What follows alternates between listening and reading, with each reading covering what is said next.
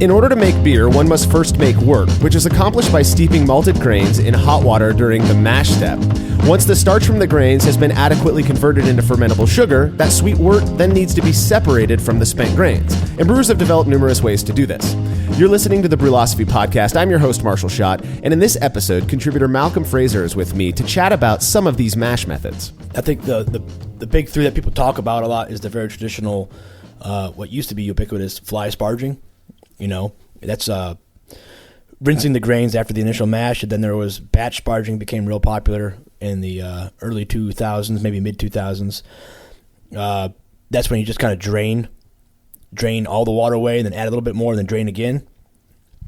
And then there's no sparge, which seems to be real popular with the brew in the bag folk, and that's literally just mashing with all the liquid at once. Yeah, it's much more simple. Take a little dip, I should say, in efficiency. But it has other benefits too, such as pH control, etc. Yeah, right. Yeah, I know for me, one of the main reasons I was hesitant to get into all grain brewing in general was just how complicated the mashing process seemed. And in particular, there's a little bit of a misnomer here because we're sort of talking about the lautering process, not necessarily the mashing process. But that whole process just seems so daunting to me because when I started, the only option I ever heard talked about was this continuous or fly sparge approach. It wasn't until I learned of these newer, seemingly more simple ways that I made the jump to all grain. To me, that whole process just always felt a little bit kind of magical, and the approach that I ended up adopting sort of simplified it to the point where it didn't feel so complicated. Especially in the 90s, late 90s for me, there wasn't as much information. I mean, there was BYO and Zymergy magazines, I believe, but there wasn't podcasts and videos and YouTube, so you're reading this process, and most of the literature was come down to us from professional breweries. Yeah. And at the time, I was going around to some breweries, and you look at that equipment, and you're like, I have to make this at home, Yeah. And it was like, wait, I have to like drill little tiny holes into like a shower head or shower head like thing to make a sparge arm. Exactly. And you literally thought, well, I did. Like, this is how it has to be done. Yeah, and that makes sense. It's almost hilarious how ignorant I was back then as far as what the steps that weren't necessary, and they were totally designed for industrialized brewing efficiency. Right. It was only when I kind of accepted that the mash process is just mixing grains with water that I was like, wait a minute, it's not as difficult as I think it is. So that's what we're going to be getting into in this show. I think it's going to be a good one. But first, I've been contacted a few times by folks asking about having their experiments published on brewlosophy.com, and I just wanted to remind people that this is an option for members of the Brew Club, which is a totally free club to join. It's growing rapidly. Members of the Brew Club who tag photos of their brew day on social media with hashtag BrewABeer, that's BRU a beer, or hashtag Brewlosophy will be entered into a drawing to have their photo featured in our monthly newsletter, The Hot Beat, and they'll receive some Brewlosophy stickers as well. You can learn more about becoming a member of the Brew Club at thebrewclub.com. That's thebruclub.com. And make sure to subscribe to The Hot Beat using the form in the sidebar at brewlosophy.com. If you want to help us to continue producing the content we do, visit brewlosophy.com/support and use the links you find there when doing all of your online shopping. And just a reminder, we're going to be giving 100% of the commissions generated when people use our Amazon Associates link for the month of November to the brewers of Paradise, California, who were affected by the tragic wildfire up there. We've set up a GoFundMe as well. You can make donations at gofundme.com/help-paradise brew. If you'd like to be rewarded for supporting us, you can become a patron over at patreon.com/brewlosophy. For committing to a monthly contribution of as little as $1 a month, patrons receive access to never before published recipes, awesome discounts at YakimaValleyHops.com, and an invitation to a monthly live Q&A with some really smart people. Coming up next month, Russian River's Vinny Chilurzo will be taking patron questions, and we've got Pico Brews, Annie Johnson, and John Kimmich from The Alchemist lined up as well. Patrons who pledge at the $5 level, I love this one, they're entered into a monthly drawing for a $50 gift certificate from our good friends over at lovetobrew.com. Again, visit patreon.com/brewlosophy to learn more about being rewarded for helping us out. If you're looking for something to do in March, Denny Kahn and I are going to be in Asheville, North Carolina, talking about experimentation with brewing and beer at the Brew Your Own Boot Camp, and we would love to see you there. Tickets are on sale right now, so get them while you can. There are only 35 spots available for each session. I know they're filling up already. And we're doing only 2 sessions, so 70 spots total. All right, if you haven't already, please consider leaving a rating and a review of this show in Apple Podcasts or wherever it is you listen to podcasts. We really do appreciate those ratings immensely. Feedback this week is brought to you by Brewers Hardware, who are excited to announce the new BH15 Pilot Brewing System, a turnkey setup that's fully customizable and utilizes a hard-plumbed manifold that eliminates the need for all hosing changes, making for a more efficient brewing process. And for a limited time, Brewers Hardware is offering free shipping on all Pilot systems. For more information on the BH15 and all of their great gear, head over to brewershardware.com and don't forget to mention Brewlosophy at checkout to receive a free gift. That's brewershardware.com. Okay, Therese Pringle from Las Vegas, Nevada asked in regards to our recent episode on diacetyl, is it true that only 20% of the population can detect it? It has to be pretty big for me to feel the slick. Well, I've not heard this stat necessarily. I think maybe we discussed it in the diacetyl episode, and I just didn't. It didn't stick. Malcolm, what's the deal with this one? Well, so maybe I missaid it. I have to go back and listen, but it's about. I've seen it often quoted as about 1 in 4 or 25% of the population cannot detect it. Okay. Now, I said anecdotally, my observation has that's been a little bit lower. Of course, that's not scientific, but while teaching a lot of off-flavor classes, usually you have people raise their hands or people chime in. And admittedly, maybe some people won't raise their hand, but it seems to be a little bit lower than that, maybe 1 in 5, 1 in 6. So, whatever that turns out to be, numbers-wise. But, 20%, 15%, but... That cannot detect it. That cannot detect it. So that makes me a part of this very select group of people who apparently can't detect it, I guess, then. You often cannot detect it? I've only tried it once with a flavor standard. We talked about this in that episode, and I just couldn't. Yeah. But I think we talked about how that could have been the flavor standard. It could have been the beer. But, somewhere between 1 in 6 and 1 in 4 cannot detect diacetyl genetically. So that's kind of insane to me. But, I think it's fascinating. Yeah, especially when you consider movie popcorn. Like I'm certainly you can smell the butter in movie popcorn. Oh God, yeah. So then you might just have a threshold issue. Maybe that's what I was thinking. Some of those people have a much higher ability to detect threshold. Right. Yeah, that makes sense to me.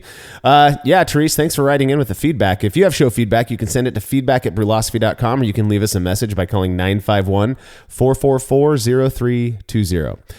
I'm not usually a fan of fruited beers, though I do think fruit can work really well in sour styles. Well, homebrewer Sean West hooked me up with a very interesting beer that I shared with my buds. 1 minute beer review with Jersey and Tim. Doing review in Rebel Voice, acquiring scent. It smells bad. Oh, damn. Your face looked like somebody punched you right in the groinal region. Yeah. Damn. If it's a sour and you don't like it, then it must be terrible. I'm not quite sure.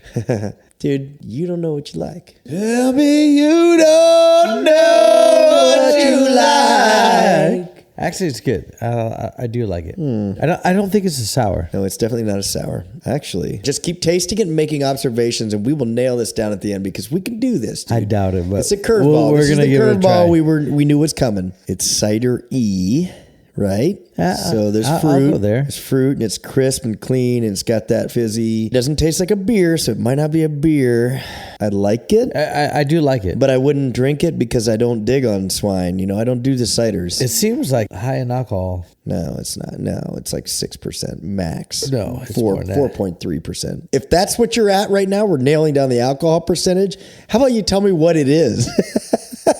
No clue. Yeah, exactly. It's cider, but it might have a little bit of something beer in it, but it's mostly cider. It's good, actually. I mean, there's not a lot of kick. It's got like a flavor. It's like, here's the flavor I offer. You're like, what else? And you're like, nope, just this flavor. It's like borderline sour, though. It's sour cider, maybe. It's got a little sour going. I mean, maybe. Yeah, there's a little sour kick in there. There is. Dude, I don't give you enough credit. You are a learned man. It is sour. It is sour. There's some sour in there. It's a sour cider. Final answer. Sour cider. As a sour cider, I give it 3 jerseys. I'm gonna go 5. 5 Tims? For a total of 17.950 Jersey Tims. So you were talking about the cider beer mix thing from Stephen King. That's called a graph. It's not really. It's sort of a cider beer mix. It's basically like the wort, which is unfermented beer mixed with some apple juice or apple cider, and then fermented. But here's the weird thing. I sort of get I sort of get the same thing as you guys. This is a Concord grape American sour ale that was brewed with those. Holy shit! Hang on, can we stroke ourselves for a second? Stuck it. You guys nailed it. You guys nailed it. It's from Edmonds Oast Brewing Company, out of let's see here, Charleston, South Carolina. 6.5% alcohol. What'd we say? You guys were up in the. You said high. I went down to 4. I think 9s is where you were at. In the mix of us was I was correct. off on that The mix one. of us was correct. But very, very curious and interesting beer. It's very good. It's easily drinkable. There's no way you can call this a beer. Well, it's a sour beer. You can't call this a beer. I think it's a beer because it's called a sour ale. Well, you with know, grapes, of course, because you are uber learned. There you go. I feel like you guys did a great job, though. I feel like you guys did a great job. No, all credit goes to Timmy, man. I wasn't digging the sour thing, but the more you said it, I'm like, I think he might be right. Tim, you were on the sour thing. You're a fucking learned man, dude. I don't know about that, but God, our synergy is reaching epic levels. Such an interesting beer. Definitely didn't taste as wine-like as I expected based on the fact that there were grapes in it, or grape juice at the very least. Malcolm, have you ever had a beer fermented with grape juice? Yeah, I really like. I can't recall a specific one. Most of them have been homebrew samples, anyways. But I really like the concept of either finishing a beer on grape must or putting it in a barrel on grape must. The whole idea of blending, which really lends itself to sour beers, anyways, is fascinating to me. And I think it's it's certainly not new. It's been done for centuries. But as far as like in vogue craft brewing, you see a lot of these back sweetened sours. A lot of them aren't fermented, but there's room to play around there with back sweetening or adding a portion of the fruit in the fermentation. Yeah. So it almost has like a fruit wine / beer combo, similar to like grafts that have malt and cider, which you mentioned in the review. So I love that concept. I'm a flavor fan before everything else, so I love that whole combination of the artistic aspect of what the brewer / blender does and presents to you. If I'm not mistaken, I think one of the reasons that you don't see many of these like commercial grape beer things is that there are laws against breweries can't be selling wine, at least in the state of California, I know. And then there's like percentages that you can blend. But if I'm not mistaken, Scott Janish has experimented a bunch on the homebrew level with maybe it's not Scott, but with blending grape musts with wort and fermenting that out. I'm sure Scott and Mike Tonsmeyer both have done it. I know they've been experimenting with wine yeast. Oh, right. Which I also love the idea. So I just haven't. I can't recall a specific example of them doing that, but I'm sure they have because they're very experimental in nature. Yeah. Well, hey, if you're in the DC area, listeners out there, Sapwood Cellars, Mike and Scott, 2 powerhouses in the homebrew world, I think, doing some great things with beer. Cheers to Sean for sending that one in. If you have a tasty beverage you would like to have reviewed by Jersey and Tim, you can email me, marshall@brewlosophy.com, and we'll get you all set up. Okay, we'll be right back after this break.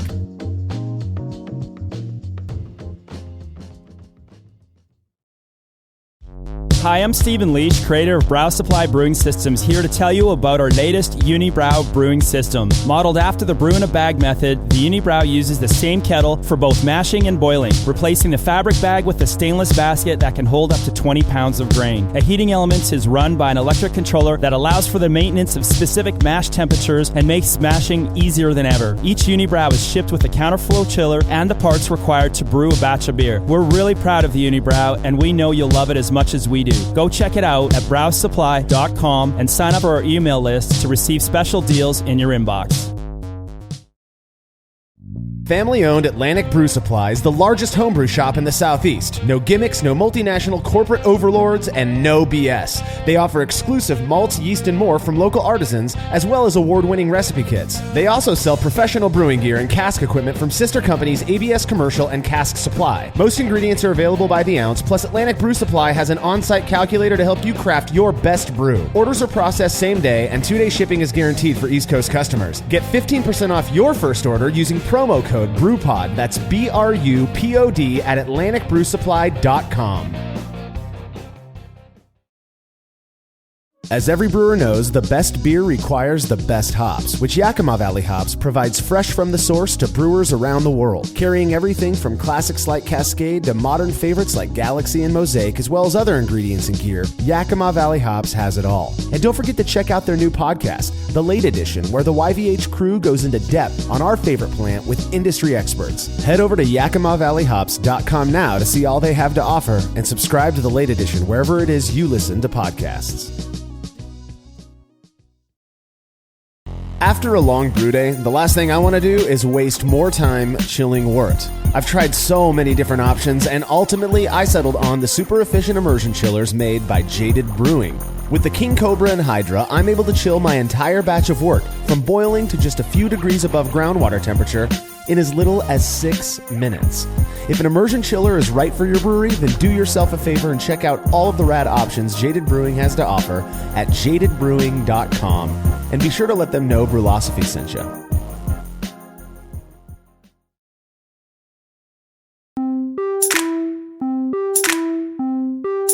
Mashing is an integral aspect of the brewing process, and there are many ways to do it. With as much as we know about this process today, it's difficult for me to really grasp how humans first learned of mashing in general. I mean, the iterative, unintentional discoveries that ultimately led to us having this crazy understanding of how to make beer, it's just mind-boggling to me. You know, we've all heard the accidental story of, interject culture that they attribute it to, but farmer the Egyptians, right? That's the one I remember.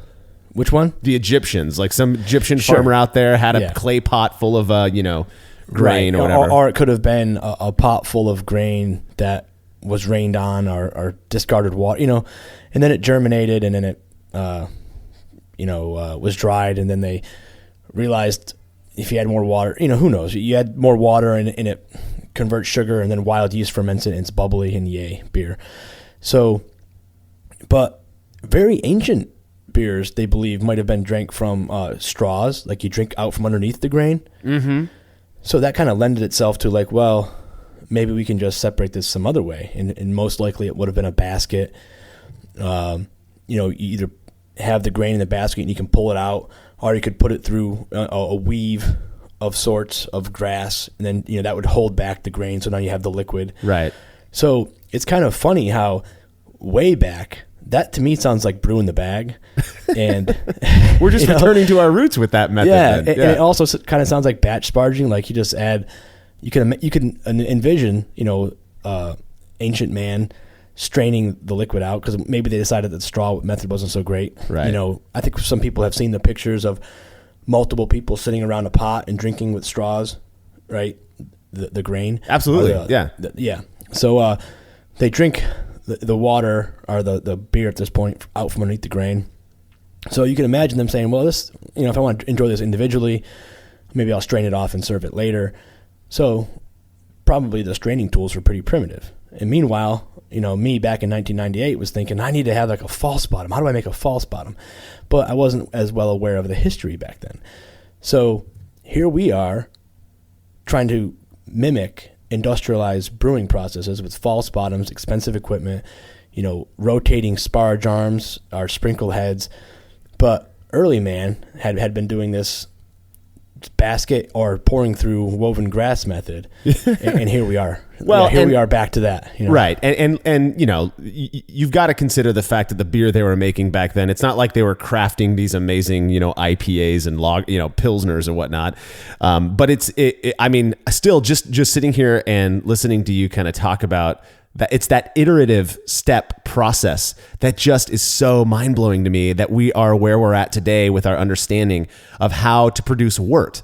And then even after that, what we know about microbiology and even carbonation methods, it's just crazy that we've been able to organize this interesting thing so that we can produce a product that we all love to drink and share with folks and whatnot. Well, the main purpose of this show, there are these various, what we're calling mash methods. I already mentioned it earlier. We're really kind of focusing on lautering methods. All of these different methods from fly sparge, batch sparge, and no sparge rely on one simple concept, and that is basically this mashing the grains because that is what produces the fermentable sugars that we need in order to make the beer. Yeah, well, the mashing is its own process, right? And the big variable on mashing when it comes to lautering, which is the focus of the show, is how much water you mash with. The sparging aspect of it is which method you use to separate that now sweet sugar you want to convert into alcohol. Right. So do you do it via a long sprinkle rinse? So you're adding water on top while you're draining water at the bottom, fly sparging? Or do you do it, just drain it all and then add more, mix or don't mix, drain it again? Or do you just drain it once? Now, as you go from fly sparge to no sparge, you have to have them had mashed potentially with more water. Yeah. You have more variable with that with batch sparging. But with no sparge, all the water, everyone in the pool, everything's in there. Add all your minerals, everything, and drain it away, and grip it and rip it. Just go. Yeah, exactly. Well, and so it's kind of an interesting thing. We're not going to focus too much on fly sparging, but the term fly came from the idea of sparging on the fly, and it was developed. My understanding, I mean, I think as most things in this hobby are, it was originally developed in the commercial brewing world, where brewers were saying, man, it's a lot easier for us to just run water in on top of the grain bed while we're emptying it out. And that way you're just sparging on the fly. You collect all your wort and you go to boil. But that method is, on the homebrew scale, requires a lot more equipment. You have to have a hot liquor ton. You have to have a mash tun, and then you have to have your third vessel, that kettle, to collect that wort into.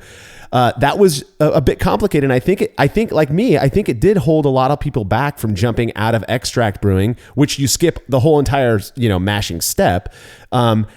And it wasn't for me. I can speak for myself. It wasn't until about 2010 or 11 that I'm looking at my brewing process and going, man, I just don't feel like I'm getting what I want to out of this extract brewing method. And I started Googling and just looking around for different ways to get into all grain. And I stumbled on Denny Kahn's write-up of his batch sparge process, a process that is in my mind at the time was like immensely more simple than fly sparging.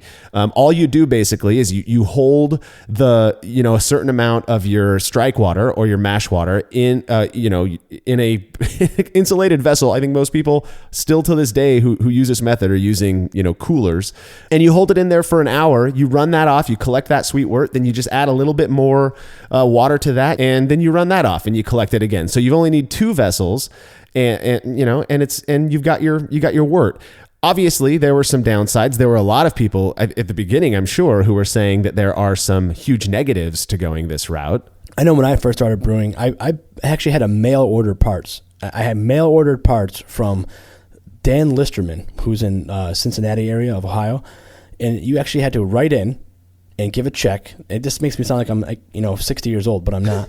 You're close though, man. Yeah, every day closer. Yeah, that's right. So, and it was weird. I still have the pamphlet of Listerman's parts, and it's like Phil's sparge arm. So I had a Phil's sparge arm and a false bottom, and the false bottom fit. You had to tell him what size mash tun you had. So if you had a 5-gallon or a 10-gallon cooler, Gott cooler or Coleman cooler. So. And then you had this little tube, and it was literally a piece of metal with holes drilled on either side, so it would spin as the hot liquor tank went through it. And that to me was awesome because it really did emulate the industrial brewing thing, and it's like almost I had my little tiny brewery in my house. Exactly. And it also added a lot of intimidation. I mean, you had to start calculating flow rates and flow balance, and the barrier to entry into all grain was higher. It was more expensive. It was more equipment. But I think a lot of people back then thought that maybe this batch sparging method was somehow inferior. It wasn't. It was like a workaround. and that was not appealing to the purists. And thinking back at then, what's the point of this hobby is to make beer. So when that batch sparge method first came out, I was kind of in that school of like, well, I don't want to do that. I want to do it the way the pros are doing. And that to me now just seems silly, Yeah. Especially because it's less expensive and it's quicker, and makes equally good beer. Well, I mean, that was the contention, is that it wouldn't make equally good beer, and I feel like that came from people who'd never actually tried it. It was like all hypothesis, Well, it's an interesting phenomenon us humans have, that if something is done in a way that's not as difficult, or it has the other guys do it. So we're making beer, and that was like at the time that was a process hijacked by much larger brewers. In the U.S., there weren't many non-large brewers. Even the craft brands that were in the market at the time that were well known were pretty big. Yeah, right. So it's like you're not doing it the way the pros are doing it, so it's inferior. It's got to be, and that's what I was going to say. This weird phenomenon that if you don't brew it the hard way, apparently, then it's not going to be as good of a product. There's just it seems to be this weird idea that if you simplify a process, you are obviously going to make a worse product. And that to me is something I can relate with. I think most of us can sort of identify with the feeling that comes with this idea of simplification producing an inferior product. But I don't know if it's necessarily true. I'm convinced at this point that when it comes to batch sparge, it may not be. But let's talk a little bit about where this whole batch sparge idea came from. Like I mentioned before, I discovered it it was actually through a YouTube video of some dude I saw doing it, and he had mentioned finding it on from Denny Kahn's website. I think he calls it the cheap and easy brewing method or something like that. And so I went there, and that's how I found my build, and ended up buying actually I just repurposed an old cooler that I had lying around, and it worked fine. But where it seems to me like there's or what I've heard at least is that batch sparge overall sort of has English origins. Yeah, I think it's so. George Fix, who has since passed, George Fix had a write up about it, and I do believe Denny Kahn mentions that in one of his article. Our podcast has been a long time, so it seems to be a play off of the party guile method, and what people believed was going on during party guiles at the time. Right. So there's some people who thought that party guile was literally like drain away the first runnings, and then that's a beer, and then you add more water, potentially put some more grain in there, and you drain away the second runnings, and those are two different beers.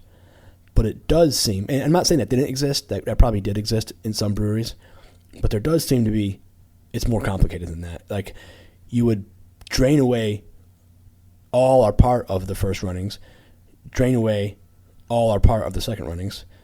Some of the second runnings might go into the original, right? Yeah. And then sometimes even a third guile was done, and that could be a small beer. But more often it seems the industrial records show they were blending. They were blending to make multiple beers. Right. So it's not as simple as beer 1 and beer 2. Well, and that's sort of the story of Fuller's, right? I mean, and their ESB, and then they're mild, and they're bitter, whatever it is. To me, it almost seems like fly sparge, the story that I heard, and I I did some digging on this, and I could not find anything. But the story that I heard was that batch sparge was actually, or even no sparge, which is just using all of your brewing liquor in your mash and having a really thin mash and then collecting that sweet wort. But that those were actually probably more common than fly sparge until commercial breweries were saying, man, it'd be a lot easier for us. We could make bigger volumes of beer or whatever if we did this fly sparge thing. And so in a way, I sort of considered, when I started doing this harvesting yeast from starters to reuse the yeast thing, I had this kind of epiphanous moment where I was like, why haven't people been doing this? And I sort of feel like batch sparge, whoever is the one who introduced it to homebrewers in America, whether that be Denny Kahn or whoever else, I feel like that's sort of, they must have had that moment too, where they were like, this is so much easier. Why aren't people doing this already? Yeah, I think it's one of those things where, while it may have been George Fix, or maybe George Fix referenced someone else. Sorry if I don't know who that is right now. Mm-hmm. But so yes, you might be able to trace it back, but there's also like a champion of a cause. So I think it's fair to say that, well, whether or not Denny, quote, invented it for home brewing, doesn't matter. He was a champion for it. Absolutely. And I remember him early on the brew boards saying, like, just try it. Just try it. It was almost like he was, arguing with walls, because it's like, have you tried it? I know. It's simple. And I remember reading, because there was actually one guy on the brew boards called like Fly Sparger or something like that. But, and it get almost into like these arguments, this dogmatic arguments. And I'm thinking, like, what are you chasing? 5-6%? You're chasing 5, maybe 10% if you're a bad batch sparger, 10% efficiency. And I was thinking, like, well, the simplicity and the 20-minute time is more valuable to me than a pound or two of grain. Well, and let's talk about that. I think that was one of the biggest things that I read about as well, was this hit to your brew house efficiency. And when you think about fly sparging, basically what you're doing is creating a squeegee effect, right? You're running water over the top of your grain bed, and then that water ostensibly is pushing down the sweeter, higher sugar content, sweet wort that is in your mash, and you collect that. And the idea being that you're creating kind of this squeegee effect to extract as much of that fermentable sugar as possible. Whereas in batch sparge, all you're doing is mixing one batch of liquor with your grains, emptying that off, mixing another batch to try to rinse some of those sugars, more of those sugars off, and dropping that. And when I first was reading into this, what I read was expect 5 to 10% efficiency hit. And this coming from fly sparge brewers who were getting in the range of 80 to 85% brew house efficiency. Yeah, it was weird because back, in the early 2000s, you had people almost boasting about what their efficiency was. And that just seems so odd to me, especially at the homebrew level. On the nerd level, I could see the attraction of maximizing your system efficiency, just because that's part of the fun of the hobby for you. I totally understand that aspect of it. The gadgetry aspect, sure. I'm playing with my numbers, getting my flow balances.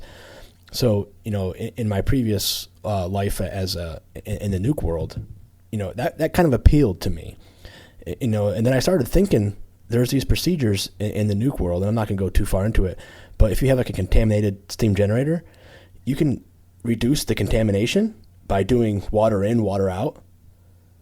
But there's another procedure, depending on the conditions of the plant and what's going on, where you just literally drain the steam generator, you fill it back up and drain it again, and it was a faster way of reducing the contamination in the steam generator.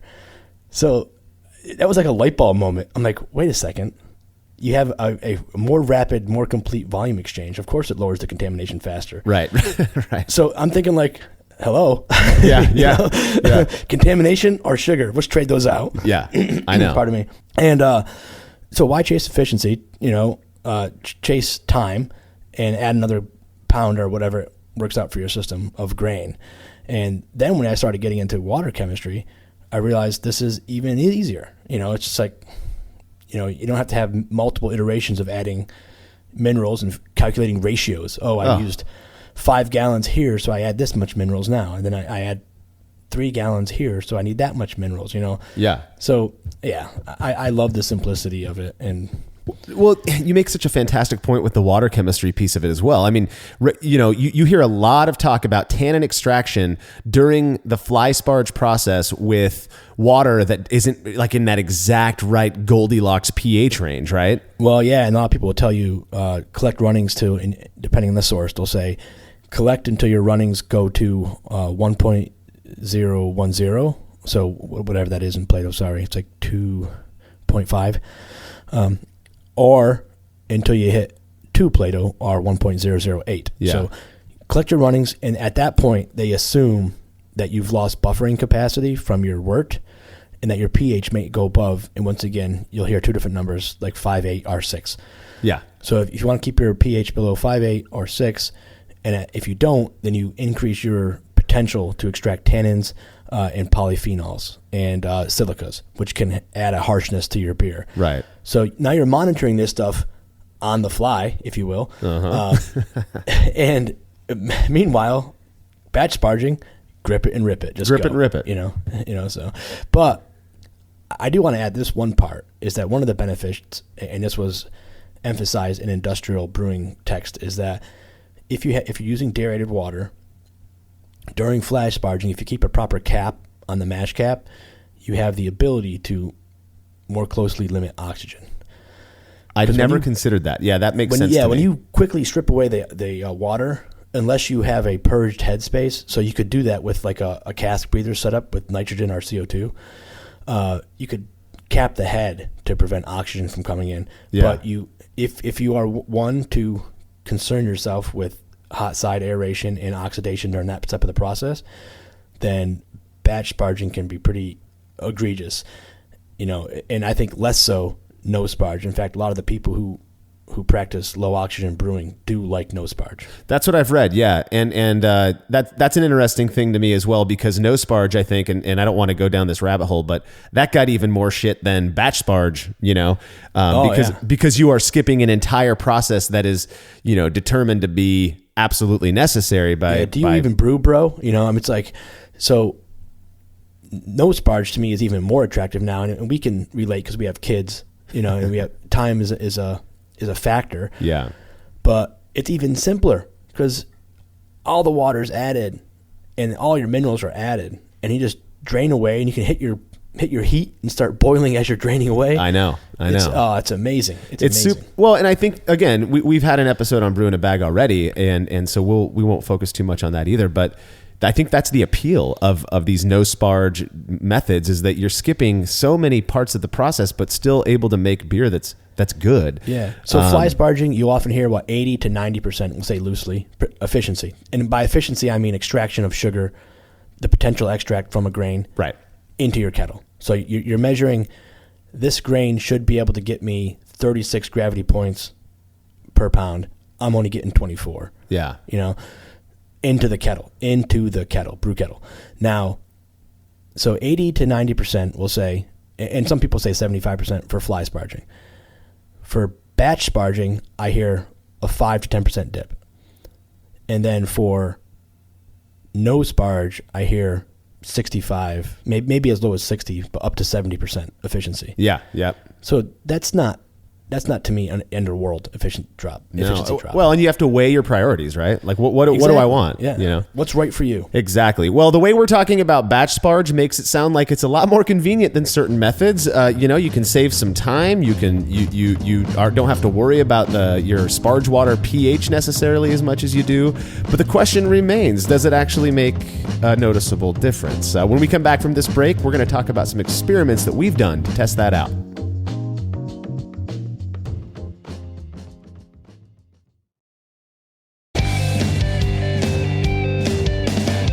Compact and simple to use with a small footprint for brewing indoors, the Grainfather makes it easy for you to brew professional quality beers at home. The Grainfather is an all-in-one brewing system that lets you brew all grain beer in a single compact stainless steel unit. It uses an electric heating element and pump to maintain a constant temperature and to circulate the wort during the mashing and cooling stages. It also comes with a counterflow chiller to reduce chilling times and produce high-quality wort.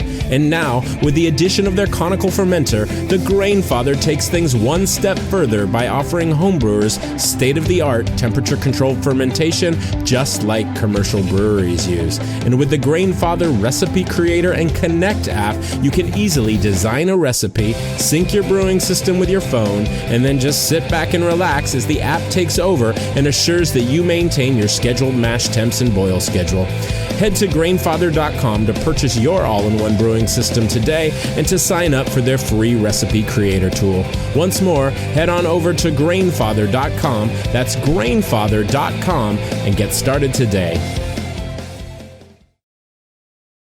Shopping for brewing supplies online can be a real hassle, which is why we recommend Love to Brew. They've got great prices, super fast shipping, and they carry exclusive products like East Coast Yeast, the Brewers Essentials brand, and their award-winning beer recipe kits. They're also the only place you can pick up your very own Brewlosophy recipe kit. The numbers don't lie. Love to Brew has hundreds of 5-star reviews, and thousands of brewers are choosing them for their supplies and ingredients each year. Experience the difference at lovetobrew.com. That's love, the number 2, brew.com. When dumping wort-soaked grain in leftover low-gravity wort while cleaning up after a brew day, do you ever wonder what your true efficiency would be if that wort made its way to the kettle instead? Using the brew bag, a fabric filter for all mash tuns and brewing methods, allows you to capture every last drop of wort. Not only does this increase kettle efficiency, it lowers your grain bill, which saves you money. Throwing wort in the trash is like dumping a 12-pack down the drain and just doesn't make sense. Use the brew bag and leave no wort behind. I've been using these filters for a long time and recommend them to everyone. I never have to worry about a stuck sparge and cleanup is fast and easy. Go grab yourself a brew bag fabric filter at brewinabag.com and be sure to use code TBP17 at checkout to get a discount on your order. Have you ever thought about adding a port to your kettle but held off because you didn't feel like drilling into your gear or sending it off to have someone else do it? From the makers of the super fast counterflow chiller, the exGEERimator, comes the Hangover, the easiest way to add extra ports to your kettle as well as countless other options. Mount a faucet to your keg for easy portable pouring. Set up the perfect whirlpool arm. Hold a heating element in place. All of this and so much more without permanently modifying your gear. Manufactured right here in the United States, the Hangover offers brewers too many convenient solutions to list here. So head over to exGEERimator.com today to see what the Hangover can do for you.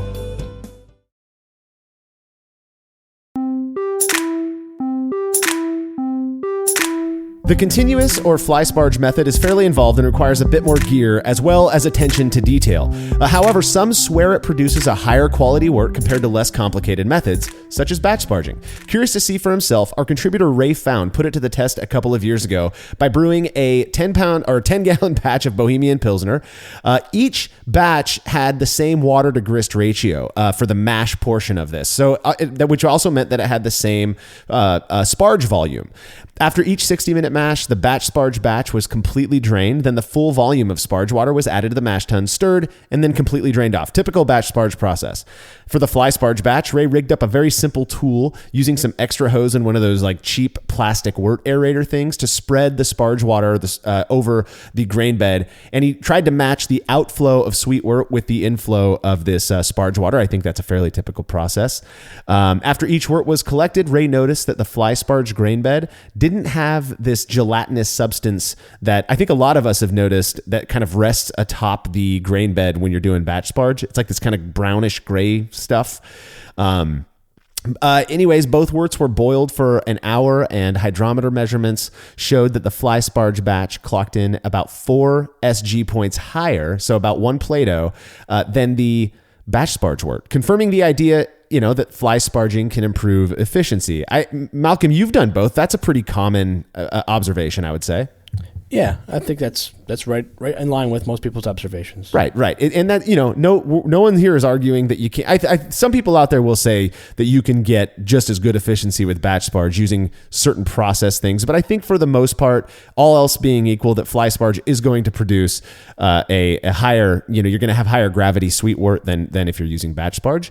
Once it's dialed in, yes, I agree with that. Exactly. So both worts were fermented with Saflager W3470. That's the Weihenstephaner strain. And they finished at the same 1010 FG, which I thought was interesting considering the different OGs. It just means that the fly sparge beer finished with a little bit more alcohol than the batch sparge version. So the question remains, would it be noticeable to blind tasters? That's always been the most important part to me, is not so much the results of efficiency, because like I said, we can adjust that with adjusting the recipe. So if you have a little bit less efficiency, add a little more grain, voila, no big deal. We intentionally did not do that because in our, people say, well, you knew you were going to get lower efficiency with the batch sparge. Why didn't you try to account for that? Well, because especially with these initial experiments on specific variables, we consider all of that stuff a function of the variable. And so, part of what we're testing is to see if we're going to have this efficiency difference and if that efficiency difference produces a noticeable impact on the beer. Right. So most important to me is if all else equal, if the beer is different, and then not only different, but better or worse, right? So for Ray, he had 16 people, which is a bit smaller than we try to do now, but 16 people in all. So at this sample size, we would have needed 9 participants to correctly identify the odd beer, which is exactly what we got. So we had exactly 9 people able to tell. And what that indicates is that using the statistic that we do, something about the batch Sparge beer was different enough to make it such that a reliable number of these 16 participants were able to identify it or at least tell it apart from the Fly Sparge beer, which I mean, I'll admit, I fully did not expect this to come back significant. You know, and I'm sitting, I remember when Ray was collecting data and he got done, he was like, dude, I think actually a lot of people could tell it apart. So of course he performed some triangle tests himself, and he was able to get 2 out of 3 of the attempts that he did correct. And he thought, I asked him his impressions. We don't usually ask our tasters their impressions on the beer or what it is that made them think it was different. That's for another day.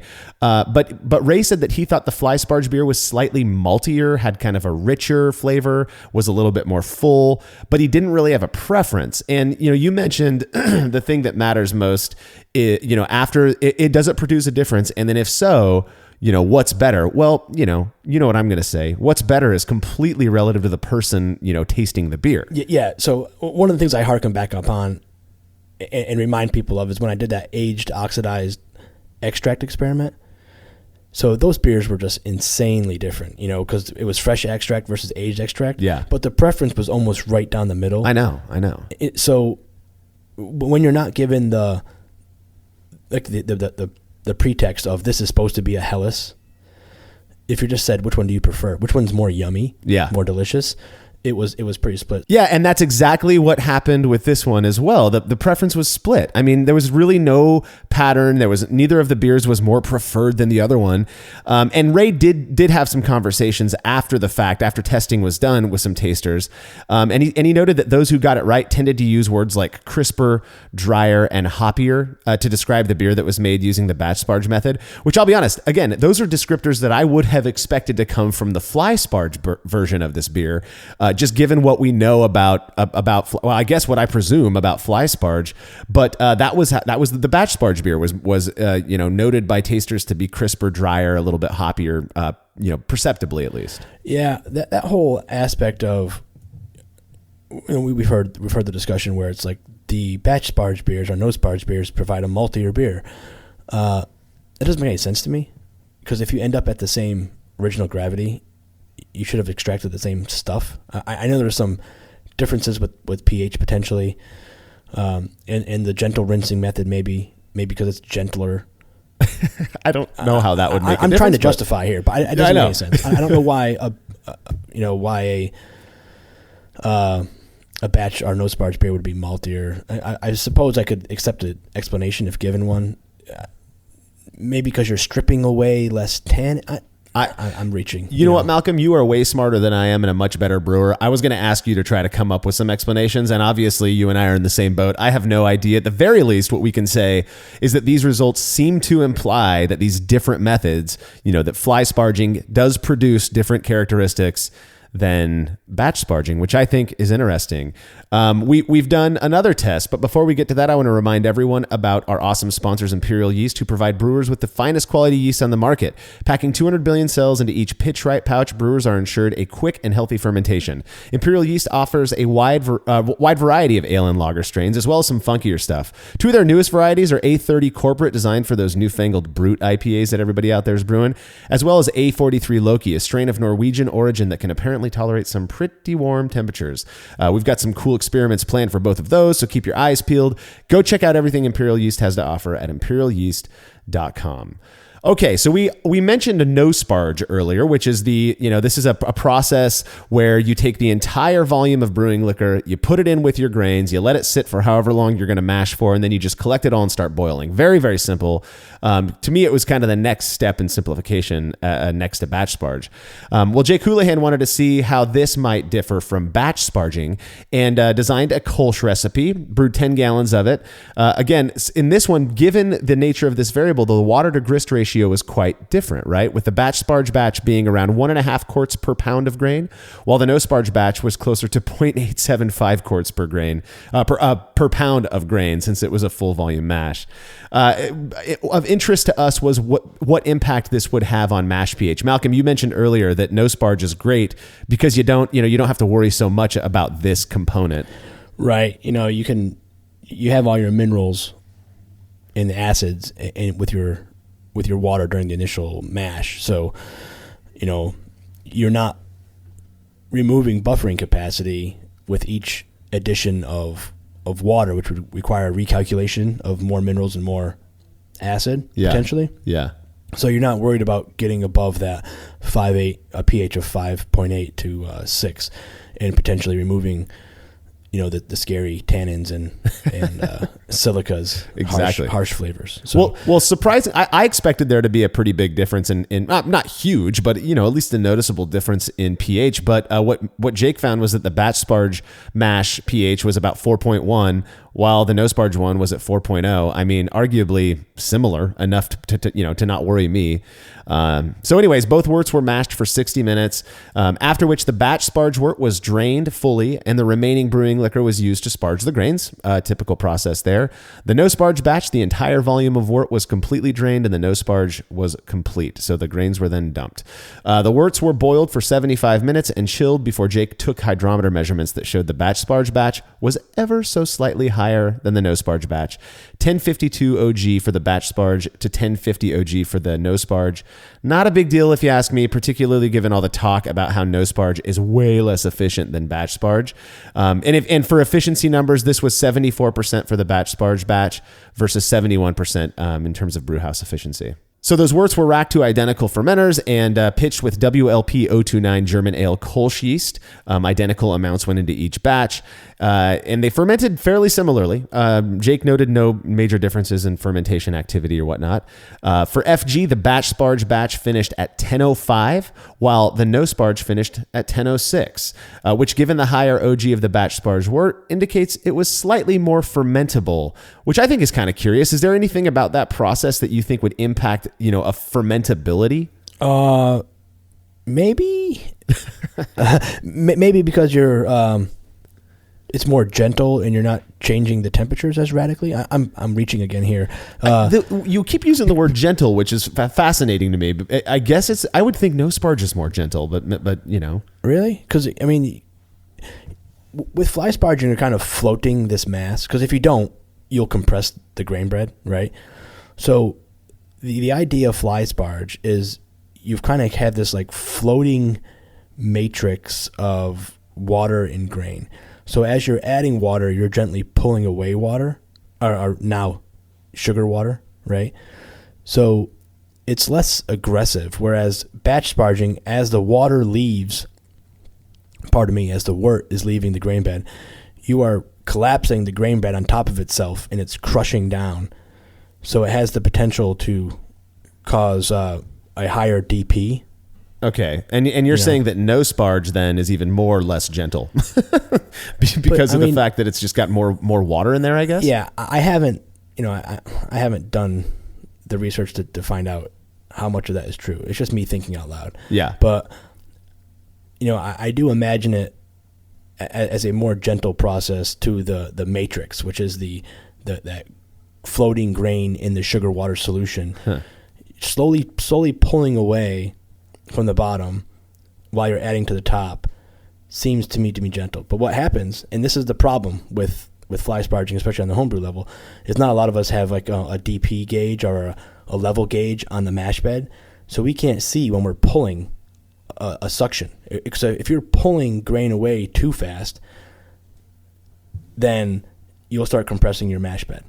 And that's a big deal on the commercial level. Yeah. So they do have either gauges, pressure gauges, or a level sight glass, and you can watch your level sight glass, and if it's moving downward, you are pulling, and you have the risk of compacting your mash bed and causing a stuck. Right, that's like spark. a manometer or whatever, right? Yeah.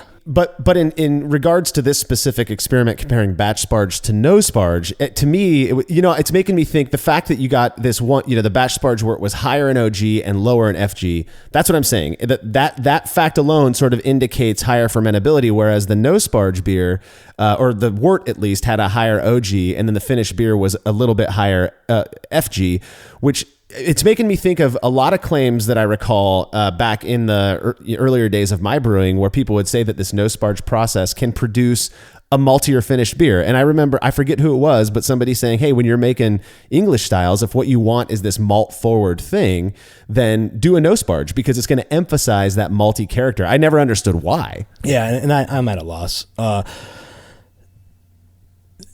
guess what I was reaching for with the attenuation, how it was more fermentable, was that maybe because the water was in contact with the grain longer. Oh, okay. If you had longer time for conversion, I get that was my maybe. I mean, sloppily worded explanation. We never got there. Hey, it worked, Malcolm. Don't beat yourself up.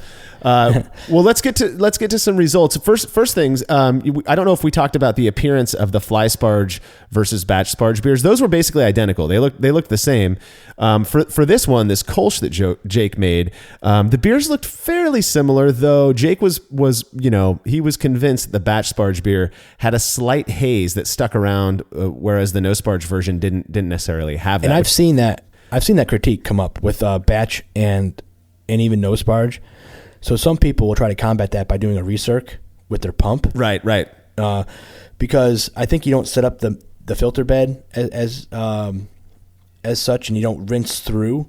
So you mentioned like that dense layer that sits on top of a fly sparge batch. No, on a batch sparge batch. Fly sparge it doesn't. But I think I know where you're going. Is that when you're fly sparging, whatever that gunk is gets kind of pulled down into the grains. Whereas with batch sparge, all that stuff might float to the top. You're draining off the sweet wort, and so it just stays on top of the grain bed. Oh, I see it. I see it in flat sparging. There's like a German word for it. It's like Obertige, or I'm going to say it wrong. It's like a layer of granules, beta glucans, proteins, and lipids. Yeah, and it forms like a cap. Yeah.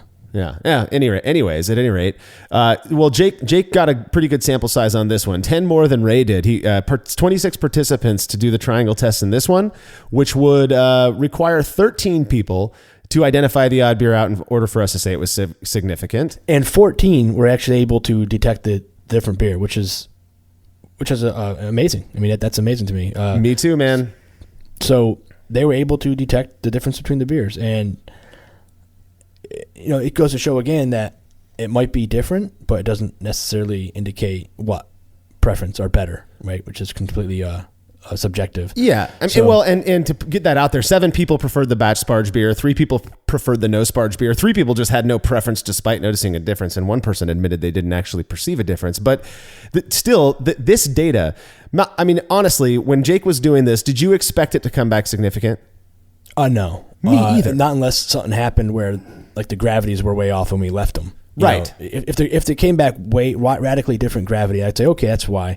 But as far as quality of beer, and I was not only surprised that it was significant, I was surprised that it was a 7-3, on preference. Yeah. I mean, that is a surprising preference finding there. I agree. I mean, it's small, so it's not like it's 100 people, but it's still 2-1, and that's more radical than we see usually on preference. Usually the preference is pretty close. I know to split.